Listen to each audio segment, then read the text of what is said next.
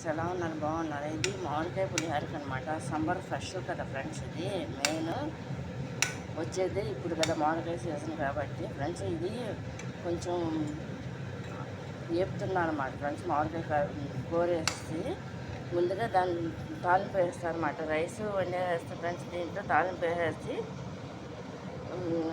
అది రైస్లో కలిపారన్నమాట ఫ్రెండ్స్. ఇది చూడండి,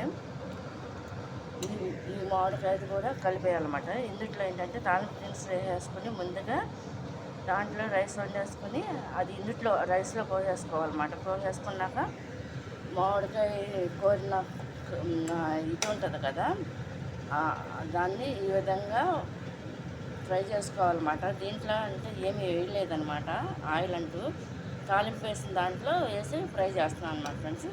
ఇది కనుక మీకు నచ్చినట్లయితే లైక్ చేయండి, షేర్ చేయండి, సబ్స్క్రైబ్ చేయండి ఫ్రెండ్స్. మామిడికాయ పులిహోరకి కావాల్సిన పదార్థాలు అన్నమాట: పచ్చిమిరకాయలు, తాలింపు దినుసులు, దీంట్లో వేరుశనగపప్పు, ఎండుమిరకాయలు, కరివేపాకు, పచ్చిమిరకాయలు, ఎండుమిరకాయలు, ఆవాలు, జీలకర్ర అనమాట వేసి నూనెలో తాలింపు వేస్తామన్నమాట ఫ్రెండ్స్. ఉడికిచ్చేసి ముందుగా రైస్ పులిహోరలోకి, తర్వాత ఇది ఫ్రై చేసాం అన్నమాట ఫ్రెండ్స్.